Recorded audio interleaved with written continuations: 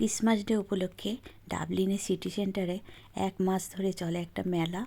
আর খুব সুন্দর লাইটিং করে সাজানো হয়। দেখো লাইটিং দেখতে পাচ্ছ, আমরা ওটা দেখার জন্য এখানে এসে আর মেলাতেও অবশ্যই যাব।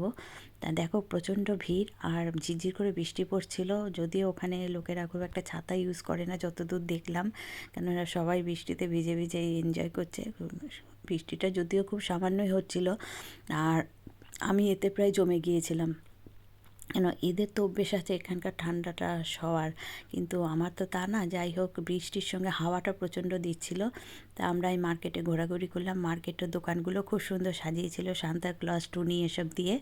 তারপরে আমরা হাঁটতে হাঁটতে চলে গেলাম একটা কফি শপে, স্টারবাকের কফি শপে গিয়ে একটু কফি টফি খেয়ে শরীরটাকে একটু চাঙ্গা করে নিলাম আর কি। তা প্রচণ্ড ভিড় ছিল যেহেতু উইকেন্ড ছিল, আর সব এখানে দোকানগুলোতে পুরো ডিসকাউন্ট চলে 1 মাস ধরে, যার জন্য ভিড়টাও একটু বেশি ছিল। এরপরে আমরা এখান থেকে চলে গেলাম মেলাতে দেখো কত সুন্দর এই যে দোলনা, ইলেকট্রিক এই দোলনা আমাদের ইন্ডিয়াতেও থাকে, কিন্তু এটা খুব আস্তে চলে।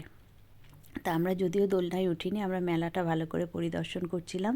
তা এই দেখো এখানে গ্লোব, সান্তা ক্লজ দিয়ে সাজানো আছে, এখানে টিকিট করে ঢুকতে হয়। তা অনেকেই এখানে, বিশেষ করে বাচ্চাদের নিয়ে মা বাবারা সবাই আসছে, এসে এখানে এনজয় করছে, স্নো ছুঁড়ে ছুঁড়ে খেলছে, আর বাইরে থেকে একজন ফটোশ্যুট করছে। তা এগুলো আমরা দেখলাম। তারপরে দেখো কত খাবারের দোকান এখানে, বিভিন্ন ধরনের মাফিনস, তারপরে এই যে চিপস পটেটো, এটা অবশ্য আমিও খেয়েছি। তা এইসব দোকানগুলো সব ঘুরে ঘুরে দেখলাম। আর প্রচুর মানে খেলনা, সান্তা ক্লজ এসবের দোকানও এখানে প্রচুর হয়েছে। তা এই দোকানে দেখলাম অনেকটাই লাইন পড়েছে, তা আমরাও লাইনে দাঁড়িয়ে কিনলাম। আর এরপরে এটা খেতে খেতে আমরা চলে গেলাম আর একটু অন্যদিকে, নানান দিকে ঘোরাঘুরি করে একটু ভিডিও করলাম, করে তারপরে ওইখানে আবার এলাম যেখানে গ্লোবটা করা ছিল।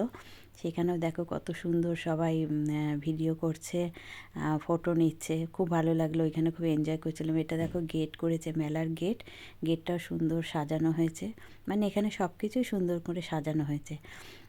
খুবই ভালো লাগলো, মানে আমার তো প্রথম অভিজ্ঞতা এটা।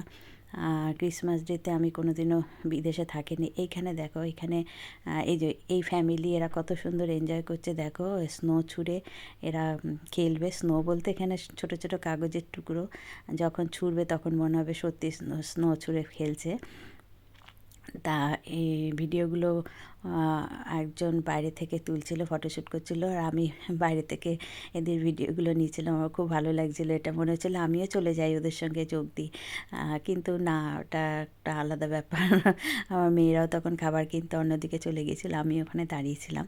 তা ভিডিওটা কেমন লাগলো অবশ্যই জানিও।